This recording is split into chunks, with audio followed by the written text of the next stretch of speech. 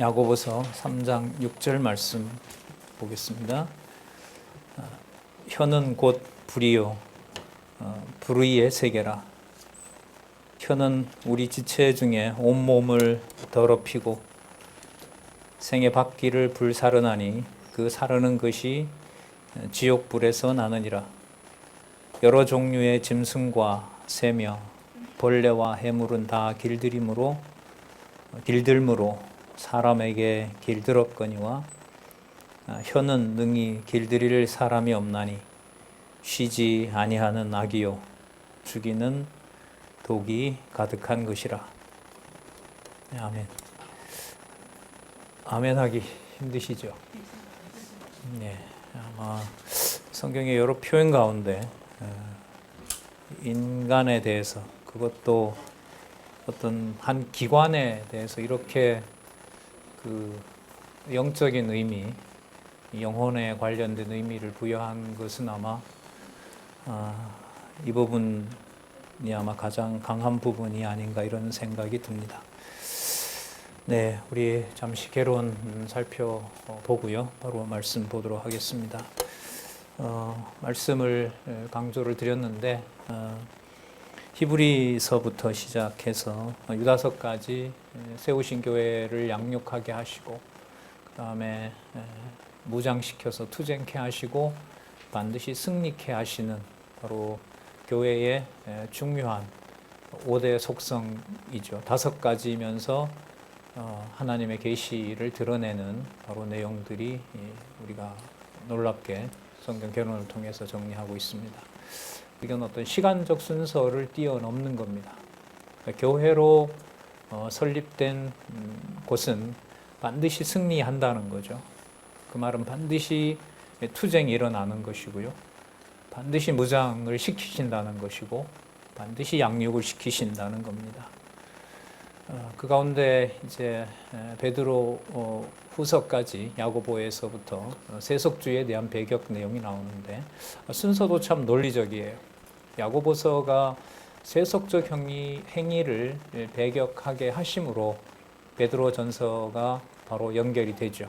세속적 행위를 배격하게 하심으로 거룩한 생활을 촉구하게 하시고요. 이게 투쟁이잖아요. 거룩한 생활을 촉구하심으로 베드로 후서에서는 불의한 생활이 무엇인지 경계하게 하십니다. 그러니까 절도 그렇고요. 제2절이니까 몇 절이 있을까요? 앞으로 가면 그 전에 가면 1절이 있을 거고요. 그 다음은 이제 나오면 3절이 있겠죠. 이것도 논리적인 거고요. 그다음에 야고보서가 1이기 때문에 또 2가 나오고 3이 이렇게 나옵니다. 야고보서의 내용은 이제 세속적 행위를 배격하게 하시는 내용인데 성령께서 여호와의 이름, 여호와의 존재와 그 속성을 드러내시기 위해서 세속적 행위를 배격하게 하십니다. 그러면 이제 우리가 궁금해지죠. 저 세속이라는 말이 어떤 의미냐? 행위는 어느 정도 알 수 있겠지만 저 세속이라는 것이 이른바 세속에서 말하는 세속이냐? 그럼 성경에서 야고보서 1장에서부터 5장까지 나타난 세속이 무엇인가를 저 의미에 1장에서부터 5장의 그 의미가 충돌함이 없이 모순 없이 전달을 해야 되겠죠. 그리고 저 제목이 여호와 계시와 관련된 바른 제목이라는 것을 확인하려면 1장 1절부터 5장 마지막 절까지 세속이라는 세속적 행위를 배격하게 하신다는 말씀이 계속 연결이 돼야 됩니다. 그러니까 긴장을 놓을 수가 없죠. 그럼 이것도 세속적 행위와 관련되냐? 근데 이 세속은 우리가 생각하는 것하고 다르구나. 그리고 또 하나는 이 야고보서를 어떻게 보면 세상에다가 보내는 건 아니에요. 이걸 하나님의 말씀으로 듣는 또 믿게 되는 하나님의 백성에게 보내는 거죠. 그러니까 교회 안에 보내는 거예요. 그러니까 이걸 세상에 있는 자들의 경우에는 이 말씀을 양식으로 이 자체를 받을 수가 없어요. 그럼 이제 교회 내에서 양육하게 하고 이제 무장케 한 그 교회 내에서 도대체 세속적 행위가 무엇인지를 우리 주어대로요. 성령께서 삼위 하나님 영존하시는 여호와의 존재가 확증되는 것이 또 확증되도록 하시는 것이 바로 야고보서의 세속적 행위의 배경입니다. 그러니까 먼저 수활 믿음의 행위가 나왔죠. 이거는 강조를 드렸죠. 또 봐도 그래요. 제가 히브리서를 12장부터 아침에 잠시 읽었는데 꼭 봐야 된다. 그 믿음이라는 개념이 벌써 히브리서를 빼고는 연결할 수가 없죠.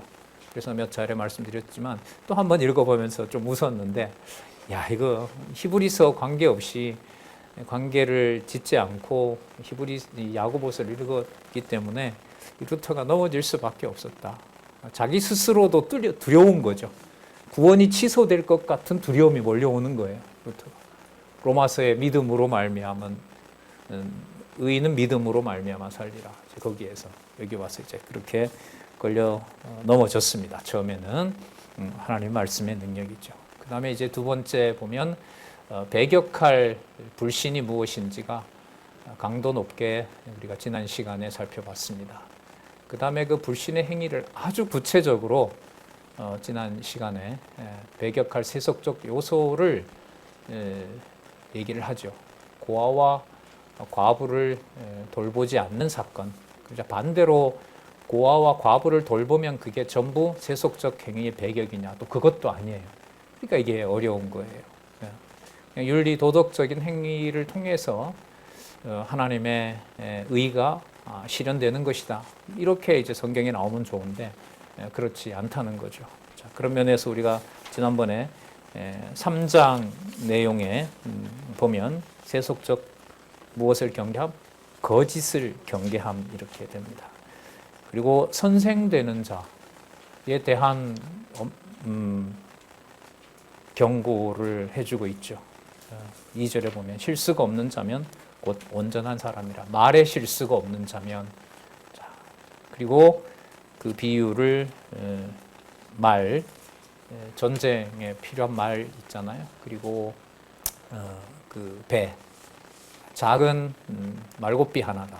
그리고 앞에 이렇게 말에 씌운 바로 그 굴레가 말을 통제하는 것처럼 배의 작은 키가 그 경랑을 견디게 하는 것처럼 혀가 그 온몸을 불태우기도 하고 온몸을 살라버리는 이때 몸은 결국 교회와 연관이 되죠. 글쎄 여러분 그런 말씀 이제 뭐 예습도 하시고 또 복습도 당연히 하시겠지만 교회 생활을 하려면 말이 반드시 필요하죠. 말을 안 하면 또 교제도 할 수가 없기 때문에. 근데 이제 저는 그렇게 많이 고민이 안 됐는데 이번에 이제 다시 보면서 내가 교회에 다니면서 이제 가정교회 동안에 내 혀가 일반적인 세속의 사람들의 혀와 달랐던 게 뭘까? 이에 몰려오는 거예요. 말씀의 능력 가운데 드러난 그걸 하나님의 존재의 계시와 속성으로 또 믿음의 주여 온전케 하시는 그리스도 없이는 도저히 견딜 수가 없구나. 이것도 이제 동시에 몰려오더라고요. 그건 결국 말씀으로 인도해 주는 거죠. 더 강한 얘기가 3장, 4장, 5장에 나타납니다. 계속 우리가 본문을 확인하면서 살펴보도록 하겠습니다. 자, 먼저 아까 3장 6절에서부터 12절에 보시면 불같은 혀의 속성과 또 기능, 어떻게 이제 작동하냐는 거죠. 그리고 뭐에 대해서 말합니까? 모순에 대해서. 모순이 뭐냐 하면 한 입 가지고 뭐 하는 거예요? 두말하는 거죠. 아주 강하게 설명을 하고 있어요. 좀 이따 보도록 하겠습니다. 먼저 그 6절에 보시면 혀는 불이고 뭐의 세계라? 불의 세계인 겁니다. 그러니까 이 세계라는 말은 하나의 어떤 체제를 가지고 있는 거예요. 예를 들면 욕심이 잉태한즉 죄를 낳고 죄가 장성한즉 사망을 낳느니라고 하는 게 어떤 한 부분의 특성을 말하는 게 아닙니다. 온 전체 몇억 개 되는 세포가 움직이는 작동하는 구조가 하나님의 말씀으로 성령께서 세속에다가 던져 놓기만 하면 반드시 어디에 이를 수밖에 없어요? 사망 권세에 이를 수밖에 없죠.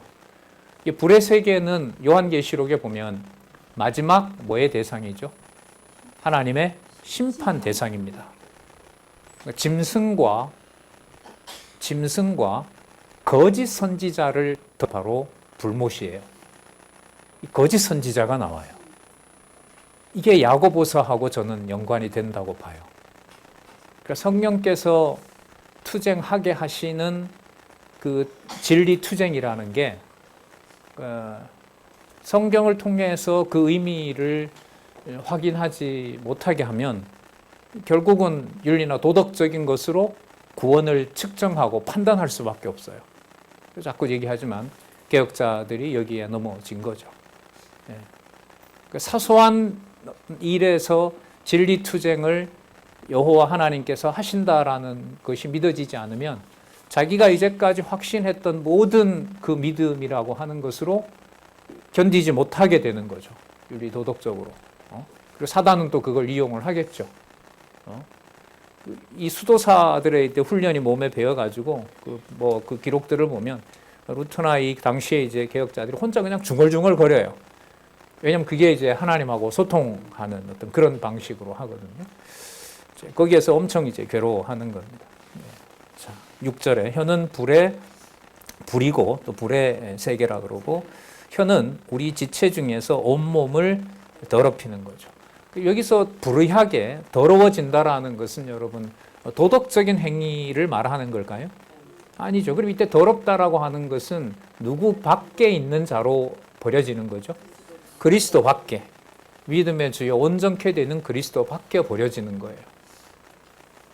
자주 말씀드립니다만 13장 3절에 있는 대로 자기 몸을 불사름에 내어줘도 아가페. 하나님의 사랑이 없으면 아무것도 아니라고 하는 거니까요.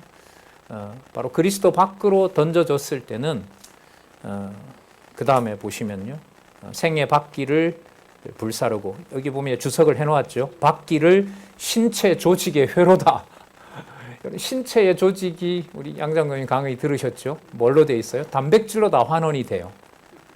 그게 수만 개, 억만 개가 되는 거잖아요.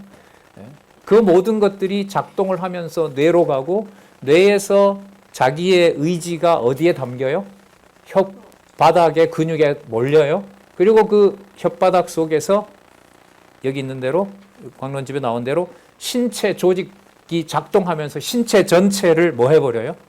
태워버려요. 태워버린다는 거예요. 생의 박기를 불사르나니 그 사르는 것이 무슨 불이라? 어디에서 나느니라? 지옥 불에서 나느니라. 예. 어디에 던져진다는 거죠, 이게? 예. 욕심이 잉태한 즉 죄를 낳고 죄가 장성한 즉 사망을 낳느니라는 것보다 훨씬 더 강하죠. 좀 막연해 보이는데 이게 어디에서 증명이 되냐면 혀에서 증명이 된다는 거예요. 자, 그러면서 7절에 짐승이라든지 새나 벌레 이것들은 다 길들일 수가 있어요. 사람에게 통치권을 줬기 때문에 이건 다 길들일 수가 있는데 정작 자기 몸에 있는 외부에 있는 생물들은 통제를 할 수 있어도 자기 몸에 있는 무엇은 혀는 능히 뭐 할 수 없다? 길들일 수가 없다는 거예요. 왜 길들일 수가 없느냐? 그 다음에 답이 나와요. 쉬지 아니하는 무엇이고 악이고 그 다음에 쉬지 않는데 왜 쉬지 않느냐? 뭐 하기 때문에? 예, 죽이기 때문에. 쉼 없이 뭐 하는 세력? 죽이는 세력이 바로 혀라는 겁니다. 제가 이게 좀 반감이 생겨서요. 도대체 이런 근거가 있는 거야? 막 이런 반감이 생겨서 좀 찾아봤어요. 구약이더라고요. 그러니까 야고보가 이 자유주의자들이 말하는 대로 야고보가 저자로 보니까요. 자유주의 신학자들은 야고보가 자기가 만들어낸 얘기다 이렇게 할 수 있잖아요. 근데 그렇지 않고 히브리서에서부터 시작해서 야고보서도요. 사실 강론집은 세 번째 단락에서 얘기하고 있어요. 세 번째 단락에서 이 모든 내용들은 어디에 이미 약속된 것이다? 구약에 약속한 것이다 라는 것이 나옵니다. 예를 한번 들어볼게요. 근거를 9304에 가보시면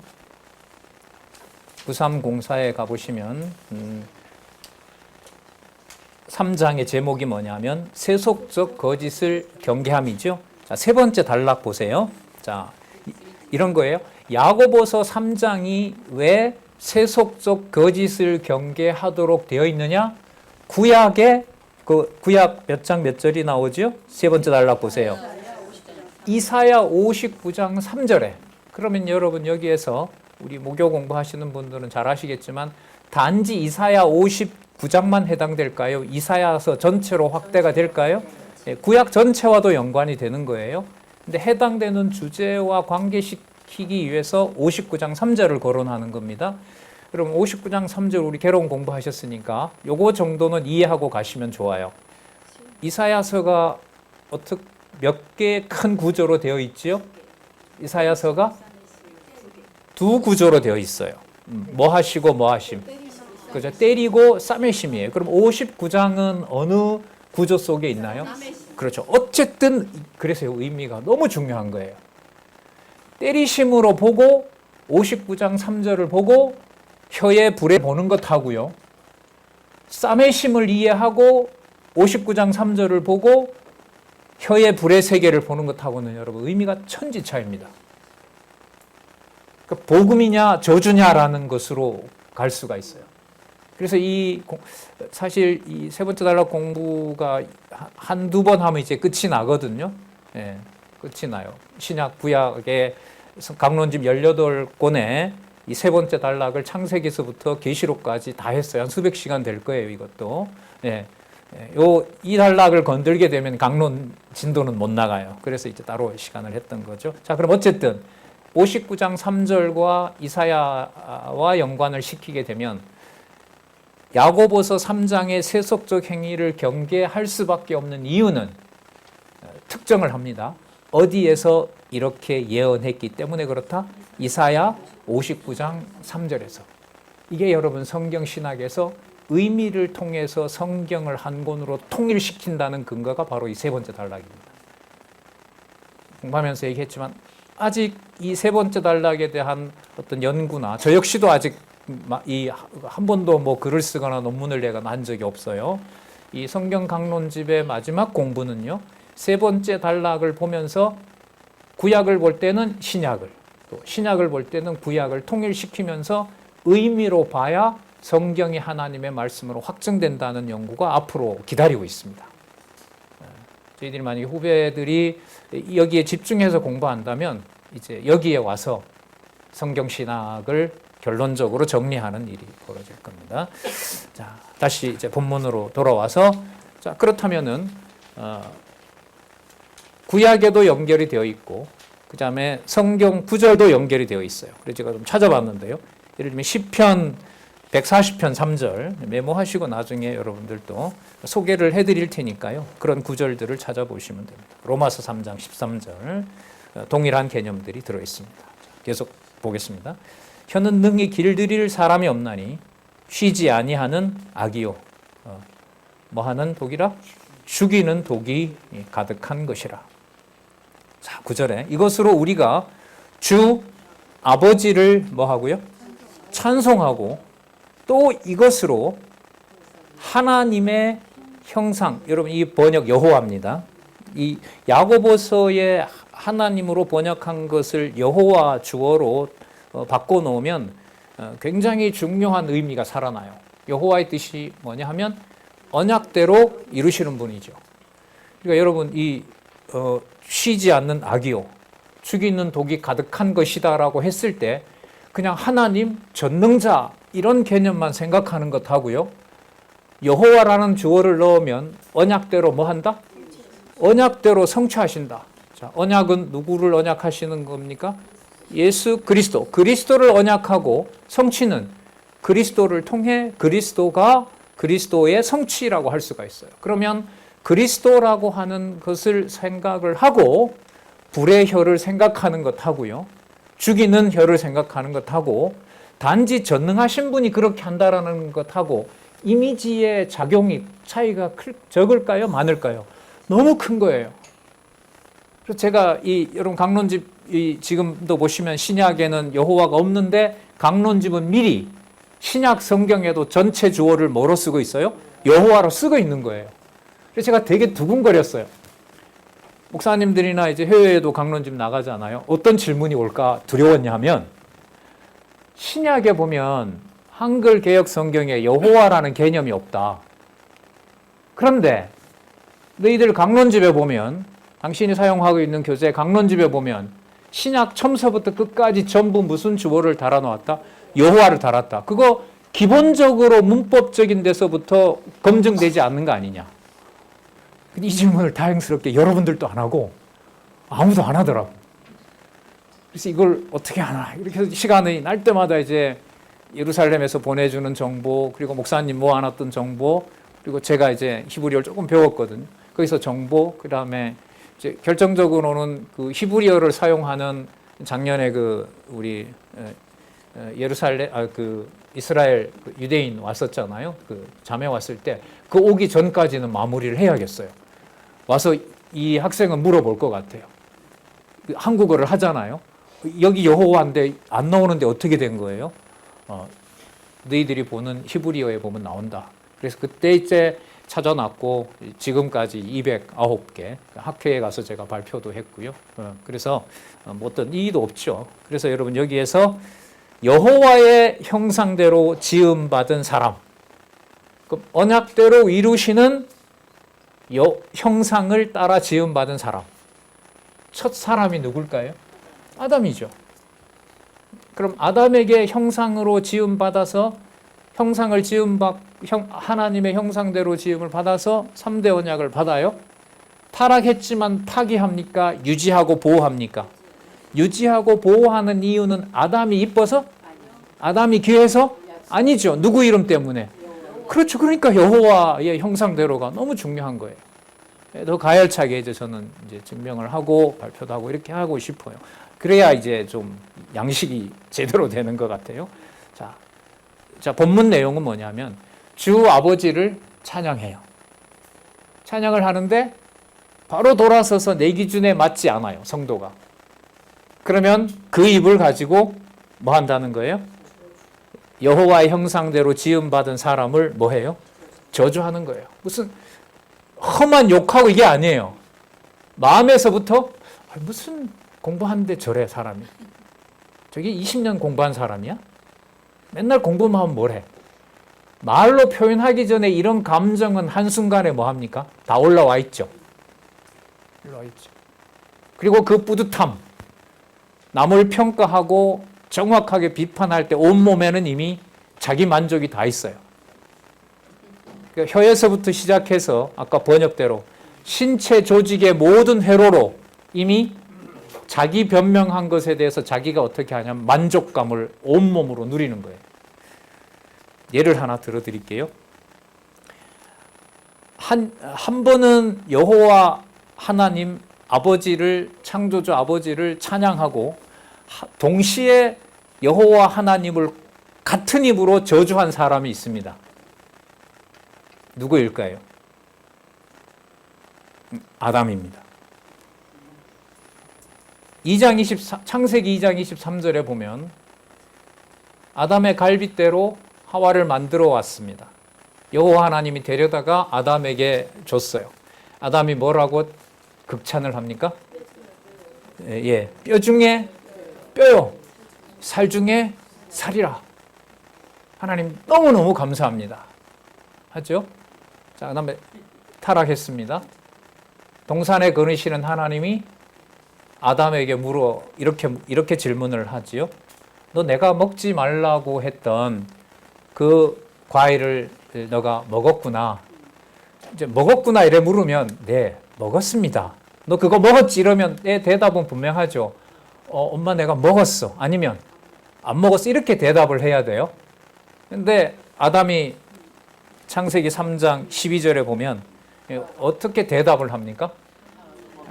하나님이 그 다음 주셔서, 하나님이 주셔서 나와 깨 하게 하신 그 여자가 줌으로 먹었나이다. 그럼 누가 책임져야 되는 일이다. 그러니까 혀 속에서 창조주 하나님을 말하는 것과 동시에 그 창조주 하나님을 뭐하는 부정하고 당신이 책임지라고 하는 악성이 동시에 나타나는 거예요. 이 혀를 길들일 수가 있다면 성경신학에서 성령께서라고 하는 주어로 잡아놓은 것은 맞지 않습니다. 여기에 여러분 선택의 여지는 없어요. 하나라도 이 부분만큼은 혀는 어느 한 부분은 인간이 제어할 수 있습니다라는 것이 나오면 성경신학은 이건 하나로 전체 체계가 흔들리는, 마치 혓바닥 한 번 놀림으로 전 신체 구조가 전부 죽이는 독이 가득한 것처럼 한 부분의 오류가 성경신학 전체를 흔들 수 있는 겁니다. 그래서 문법적 연구에서부터 이 저자는 굉장히 신경을 후반부로 가면서 쓸 수밖에 없어요. 최소한의 문법적 오류가 진짜로 문법적 오류가 아닌 문법이 그대로 인간을 주어로 놓는 일이 벌어진다고 생각을 해보세요. 예. 아마 이 긴장될, 이 저자의 한마디 한마디를, 이 표현들을 보면 진짜 긴장하고 지금 주석을 하고 있거든요. 자, 하나님의 형상대로 지음을 받은 사람을 저주하나니 10절에 나오죠. 한 입으로 무엇과 무엇이 찬송과 저주가 나는도다. 이걸 길들일 수가 없다는 거죠. 도덕적 문제가 아닌 거죠. 그럼 기억나시죠? 개론 5페이지에 무슨 눈? 이게 통렬한 거예요. 그래서 야고보서 그 다음에 4장에 가면 우리가 이걸 길들일 수 없으니까 울어라 그럽니다. 울라는 말은 하나님의 의의를 이루고 싶은데 누구 능력으로는 할 수가 없어요. 내 능력으로 할 수 없는 것으로 끝나는 정도가 아닌데 하나님 주 아버지를 찬양했던 입으로 누구를 대적하고 누구를 정죄해요? 하나님을 대적하고 지체를 정죄한단 말이죠. 정죄를 여기서는 뭐에 태워버린다고요? 지옥불에 태워버리는 거예요. 난도질하는 거죠. 네. 그러면 할 수 있는 게 뭘까요? 입으로 할 수 있는 거? 엉엉 울 수밖에 없죠. 근데 이게 참 또 놀라운 게 히브리서 5장 17절이죠. 그리스도께서 무엇으로 아버지께 순종을 배웠다고요? 통곡과 눈물로. 그럼 예수님은 죄지었기 때문에 통곡하고 눈물을 흘렸을까요? 아니잖아요. 그러면 그 통곡과 눈물은 뭘까요? 기쁘게 그냥 십자가 받으면 되지? 여기에 놀라운 비밀이 있어요. 통곡과 비밀이 인간이 볼 때 듣고 보기에는 100% 사람이 절규하는 고통의 소리인데 히브리서 12장 2절에는 믿음의 주요 온전케 하시는 그 주가 십자가 앞에서 그 길을 따라가는 것이 무엇이기 때문에? 기쁨이기 때문에. 그게 어떻게 기쁨일 수가 있겠냐 말이죠. 기록한 하나님의 말씀의 권위가 단지 문자의 기록이 아니라는 사실을 여기서 또한 우리는 절감하고요. 우리가 말씀 운동의 주요 여졸로 여러분 잘 알고 계시는 관절과 골수를 찔러 쪼개고 모든 만물이 벌거벗은 것 같이 재판하시는 자의 눈앞에 드러나리라 하시리라는 하나님의 살았고 운동력 있는 말씀의 권위가, 그래서 우리 사경의 이름을 뭐라고 해요? 10월 달에 하는 사경의 이름을 앞에 타이틀이 기억이 안 나세요? 여기 임원들도 계신데 무슨 운동? 연합사경회. 무슨 운동? 말운동 연합사경회. 누가 지켜온 연합사경회 역사였다는 거죠. 살았고 운동력이 있는 말씀이 지켜온 거라는 거죠. 자, 좀 더 볼게요. 한 입으로 찬송과 저주가 나는도다. 내 형제들아 이것이 어떻다? 마땅치 아니하리나. 여러분 이게 하지마 이게 아니에요. 몸 구조가 신체 조직 자체가 이렇게 되어 있는 거기 때문에 이걸 누구가 변동을 할 수 없어요. 예를 들면 누가 도둑질 하려고 하면 하지마 이러면 여러분 그냥 금지 명령이 되잖아요. 제가 이 문법을 좀 찾아봤는데요. 마땅치 아니하니라는 말은 몸은 그렇게 되어 있는데 그렇게 부당한 하는 일이 그렇게 하는 것이 어땠다? 절대로 온당한 일이 아니다. 그러면 명령해서 들을 수 있는 게 아니다라는 거예요. 구조가 그렇게 되어 있다는 거예요. 온 신체 구조가 나오죠. 신체 조직의 회로다 이렇게 이 주석을 하고 있어요. 온 신경 세포가. 그러니까 여러분 관절과 골수와 이 말이 맞는 거죠. 골수 수억 개 거기까지. 그게 구체적으로 드러나는 바로 마땅치 아니함이 어디에서요? 말 한마디 한마디에서. 제가 이걸 보면서 이제 좀 이런 일이 있었는데 좀 어제 어디 갔다 왔잖아요. 가려고 하니까 이게 여러 가지 뭐 약품부터 시작해서 하는데 지퍼백 아시죠? 지퍼백, 투명 지퍼백. 그게 이제 스몰에서부터 이게 한 6가지가 있더라고요. 그걸 샀어요. 이게 뭐 이렇게 색깔이 있는데 덮어놓으니까 급해서 찾기가 힘들어요. 지퍼백을 사서 이제 적은 것부터 열어서 양독하다가 계시를 받았어요. 제가. 계시를 받았냐면 야고보서 볼 때 아니에요. 지퍼백처럼 어떨 때는 조금만 닫을 수 있는 거, 어떨 때는 한 반쯤 닫을 수 있는 거, 어떨 때는 큰 봉지로 다 담을 수 있는 거, 아니면 김장 비닐봉지처럼 전신을 그냥 다 잠글 수 있는 거, 이런 지퍼백이 있으면 참 좋겠다. 왜 그럴까요?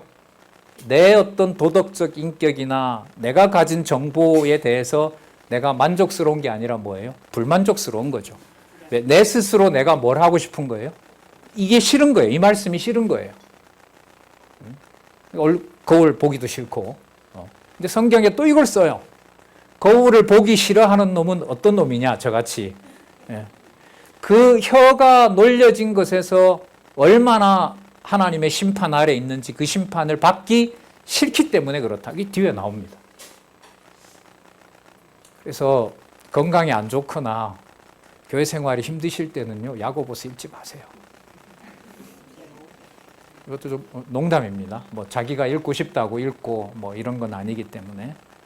자, 12절에 내 형제들아, 11절 샘이 한 구멍으로 어찌 단물과 쓴물을 내겠느냐. 그러니까 이게 불가하다는 거죠.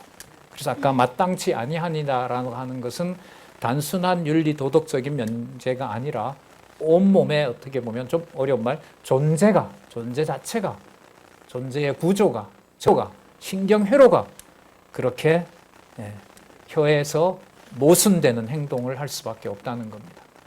이걸 누가 도덕적으로 요구를 하겠으며 이걸 내가 한다고 할 수가 있겠으며. 그러면 여러분 야고보서를 야고보의 글로 받느냐 살아계신 하나님의 말씀으로 받느냐, 이건 예수님을 잘 아는 동생 야고보가 쓴 글이다라고 받느냐, 사도인 야고보가 쓴 하나님의 말씀으로 받느냐에 따라서 이 성경의 권위는 극과 극으로 갈리겠죠. 야고보서의 이야기로, 야고보서의 권면으로 본다면 뭐예요? 그건 야고보 생각이고 이렇게 가겠죠. 하지만 뭐로 보면? 하나님 말씀으로 보면 이 살았고 운동력 있는 말씀이 바로 영혼을 살려내는 거죠. 관절과 골수를 찔러 쪼개는 게 죽이려는 것이 아니라, 아까 여호와 이름 나왔잖아요. 누구의 이름을 성취하는 거라고요? 그리스도로 성취하는 거예요. 그리스도는 삼직을 가지고 계시잖아요. 왕직만 가지고 계신 게 아니고요. 선지자직으로 말씀만 던져주는 분도 아니에요. 무슨 직으로 완성을 하세요? 제사직으로 완성을 하신단 말이죠. 그 속에 삼직의 역사가 다 일어나게 됩니다.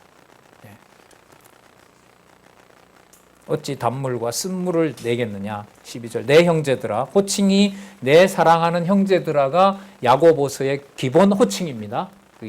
이른바 문법적인 주어가 내 형제들아 어찌 무화과 나무가 감람 열매를, 포도나무가 무화과를 맺겠느냐. 이와 같이 짠물이 단물을 내지 못하니라. 아까 사랑하는 형제들아라고 불렀으니까요. 13장 13절에서부터 18절에 보시면 요약 한번 볼게요.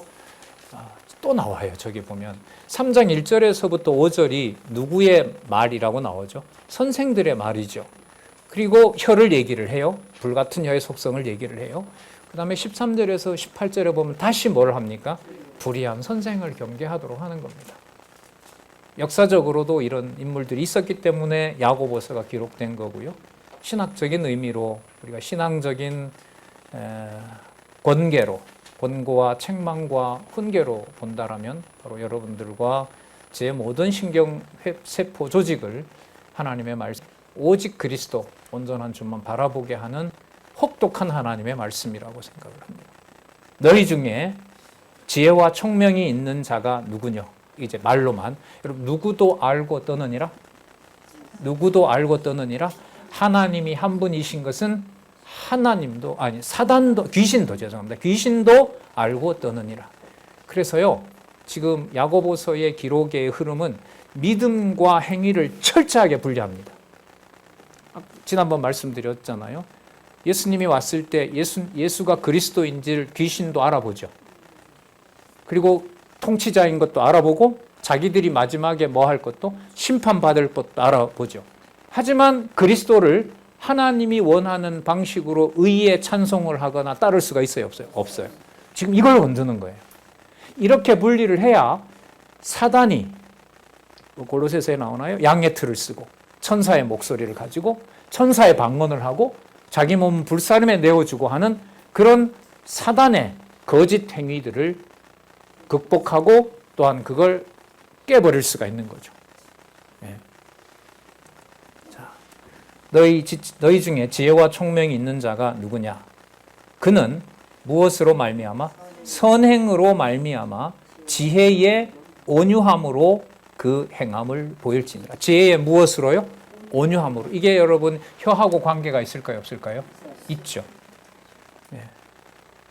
그리스도 안에서 주시는 하늘에 속한 지혜의 온유함은 혀를 길들이게 한다는 거예요. 혀를 길들이는 게 도덕적으로 순한 말을 하는 것으로 대체가 될까요? 아니죠. 포함은 하지만 그렇게 될 수는 없어요.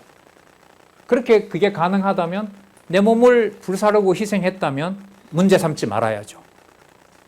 그리스도 안에서, 교회 안에서 어떤 그리스도인이 그렇게 만약에 자기 몸을 던졌다. 저건 그리스도인이 던졌으니까 하나님께 뭐가 된다? 의가 된다. 그리고 더 이상 문제를 삼지 말아야죠. 하지만 히브리서는 그렇지 않다는 거예요. 사단도 하나님이 한 분인 줄 믿고 뭐 한다? 떤다는 거예요. 그 앞에서. 경외한다는 거예요.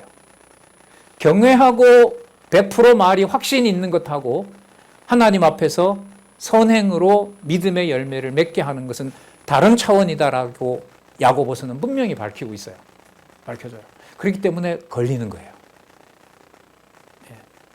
그래서 여러분 말씀 전해 보면은요, 과거에 이제 저는 학교 다닐 때 말씀에 대해서 가장 쉽게 받아들일 것 같은데 받아들이지 않았던 많은 사람들이 뭐냐면 기독교 그 선교 단체에서 또 학생 그런 서클에서 이른바 도덕적으로 잘 무장된, 저희들 지금은 있나 모르겠어요. 제자화 훈련에 특화된 그 선배들, 끝까지 인내하는 걸 훈련으로 받은 사람들이에요. 어떤 뭐가 학생들이 그 당당하게 버팁니다. 로마서 말씀을 듣고 그 사람에게 전했죠. 예. 저한테 말씀 전해준 친구가 전화하고 왔어요. 그 다음에 와서 하는 말이 안 만날래 이러는 거. 왜? 그 형 말 잘 들을 것 같은데. 아니, 한 번만 더 그러면 너 가만두지 않겠다고. 그러면서 조심해. 나도 그 선배 조폭이었던 거 알아. 우스갯소리로 그렇게 했는데 뭐가 다 무너져요? 자기가 가진 도덕적인 의로 무장한 전체의 인격이 어떻게 돼요? 전부 끝이 나는 거죠. 이게 용납이 되질 않아요. 그럼 그 사람만 그럴까요? 저도 그럴까요? 너도 그래라는 말을 함부로 못 하시죠. 예, 누구도 마찬가지니까. 나라는 소리도 안 하시네요.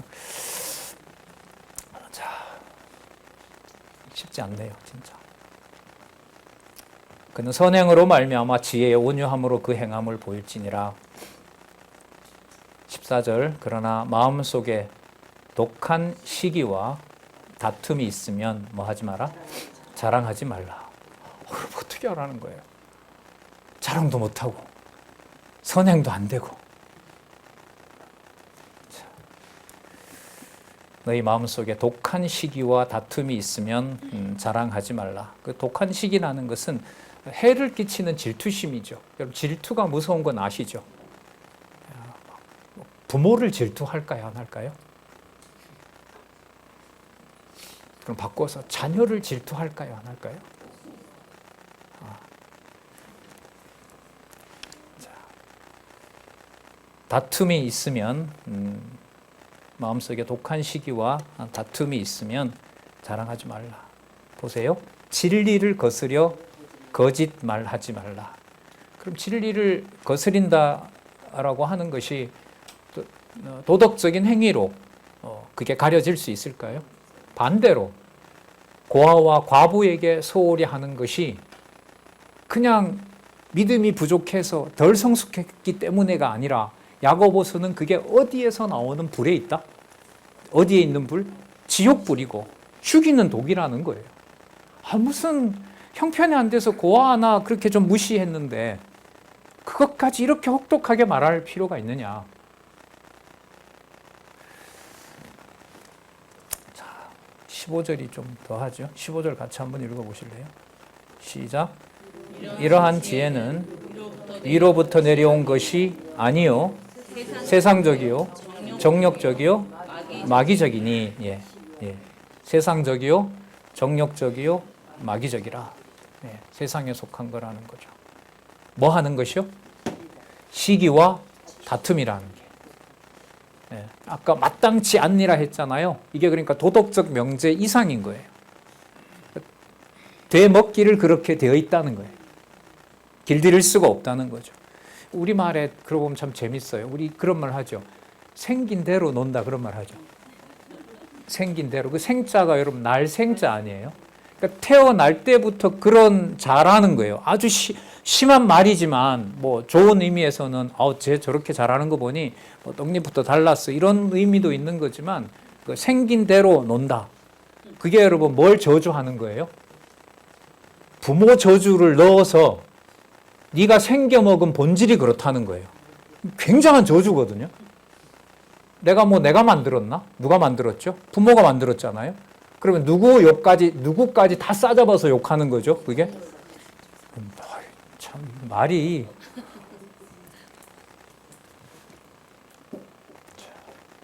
세상적이요, 정력적이요, 마귀적이니 또 나옵니다. 16절. 시기와 다툼이 있는 곳에 요란, 혼란이죠. 요란과 모든 악한 힘이 있음이니라. 그래서 온 신체와 교회를 불태우고 지옥불에다가 여호와 하나님 아버지를 찬양하던 다 태워버리는 바로 그러한 길들일 수 없는 혀에서 드러나는 무서운 하나님의 심판 계시와 함께 이것으로 끝난다면 진짜 만왕의 왕이시고 심판주가 되시는 그리스도의 전능하심 밖에 남을지 않을 거예요. 전능하심으로도 여호와 계시가 되죠. 중요한 속성이기 때문에. 그런데 기도가 생겨요. 하나님 자비성은 이럴 때 없는 겁니까? 그래서 제가 가끔 말씀드린 시편의 5편이 전능성으로 시작해서 무슨 성으로 끝나죠? 저는 이 구조가 너무 중요하다고 봐요. 진짜. 어쨌든 그건 또 다음에 하도록 하고요. 17절부터 보시기 바랍니다. 우리 쭉 18절까지 읽어볼게요. 자, 그러면 길들일 수 없고 하나님을 거역하고 형제를 정죄하고 사소한 일 하나에도 지옥의 불로 자기 기준으로 다 재판해버리고 심판하고 하는 이게 여러분 교회 밖의 얘기가 아니에요. 어디 내에 있는 양식이에요. 교회 내에 주신 하나님의 말씀인 거예요. 가정교회에서부터 시작하는 이걸 배워나가는 곳이지 않겠습니까? 자, 이걸로 끝난다면 진짜 불안하죠. 힘들죠. 좀 인간적인 표현이긴 하지만 자 17절 18절 보겠습니다. 시작. 오직 위로부터 난 지혜는 첫째 성결하고 다음에 화평하고 관용하고 양순하며 긍휼과 선한 열매가 가득하고 편벽과 거짓이 없나니 화평케 하는 자들은 화평으로 심어 의의 열매를 거두느니라. 이걸 도덕적 명령으로 받아들일 수가 없어요. 왜냐하면 혀가 내 스스로 조절할 수가 있다 없다? 없다. 그리고 도덕적으로 단지 잘못하는 것 같은 혀지만 그것은 이미 내 몸을 전부 뭐 해버렸다? 불태워버렸다. 그리고 지체를 뭐 하는 혀다? 죽이는 혀다. 자기를 포함해서. 그렇게 하고 성결하고 화평하라 이렇게 하면 말이 돼요, 안 돼요? 안 되는 거죠. 분명히 앞에 이게 가능하다, 불가능하다? 절대로 불가능하다 그랬기 때문에. 그러면 지금 말하는 지혜는 어디서부터 올 수밖에 없어요? 그 표현 정확하죠? 위로부터 오는 지혜. 이게 앞부분에 나왔죠? 1장 17절에 이렇게 시작했어요. 지혜가 부족하거든 후히 주시는 하나님의 하늘로부터 내려오는 빛들로 여러분들 받으시기 바랍니다. 그래서 여러분 이 말씀을 히브리서와도 연관이 되고 성경에 기록된 하나님의 말씀을 사람의 문헌이 아닌 하나님의 말씀으로 받는 것이 받게 해주는 것이 너무너무 감사한 거죠. 그래서 말씀 운동의 역사가 심판의 역사도 되고 그 다음에 무한한 은총도 베풀어주는 역사가 되는 겁니다. 그래서 다시 한번 보면은요. 위로부터 난 지혜는 첫째 뭐 합니까? 성결이 여러분 거룩입니다. 거룩은 어떤 뜻이냐면 구별이에요. 그럼 이 땅에 있는 고아나 부자나 각각 형편에 있는 모든 사람들이 그리스도 안에 있는 자라면 혀로 보면 다 정죄받는 자예요. 다 심판받는 자예요.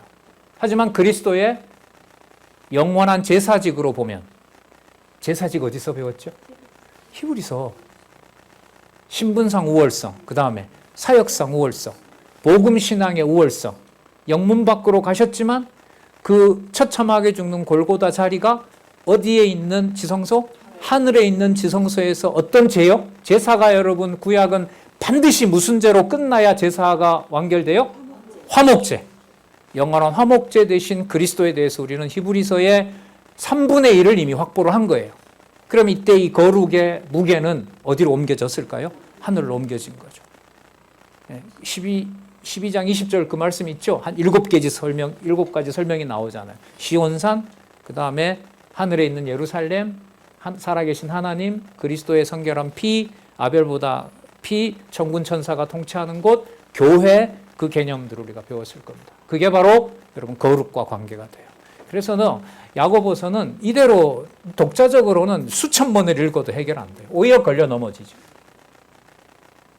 그래서 여러분 페이지의 연결성을 또 한 번 우리 확인할 수가 있어요. 9310페이지가 너무나 다행스러운 거죠.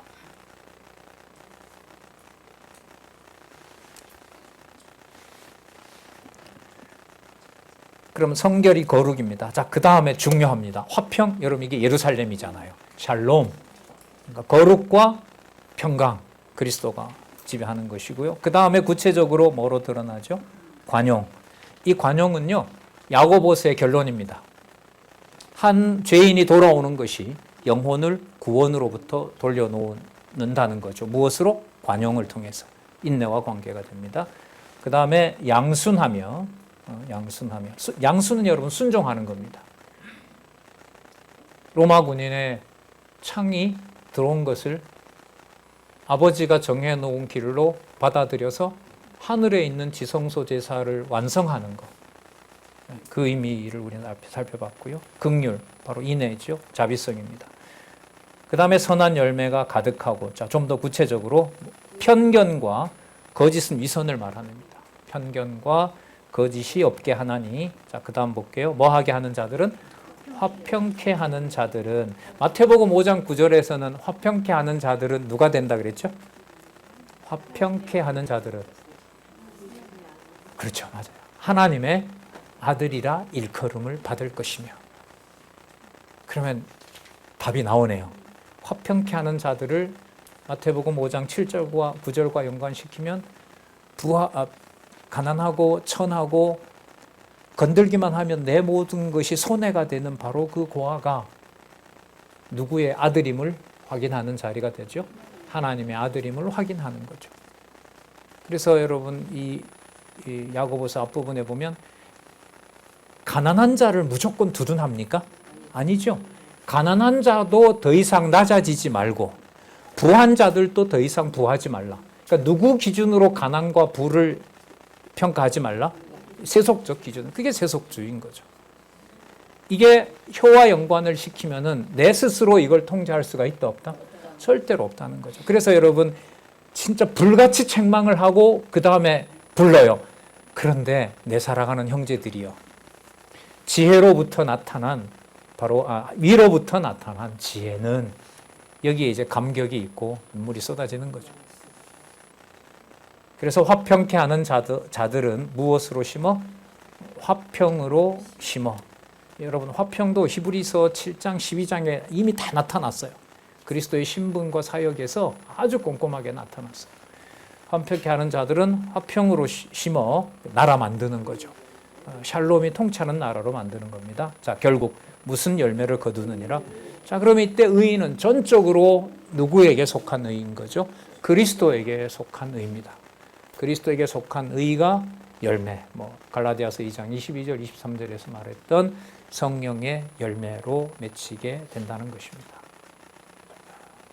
그래서 사단도 알고 떠는 혀처럼 거짓으로 위장해서 하는 거기에 하나님의 진노의 심판이 임할 뿐만 아니라 내 주어진 형편에 따라서 고아에게 제가 넉넉하진 않지만 제가 가진 이것으로 조금이라도 쉬었다 가기 바랍니다 라고 하는 것에서 무슨 열매가 맺히게 된다? 맺게 하신다? 의의 열매가 맺게 하신다는 겁니다. 이제는 복습도 하실 수 있고 예습도 하실 수 있는 마음이 제가 조금 된 것 같아요. 여러분들은 어떠실지 모르겠어요.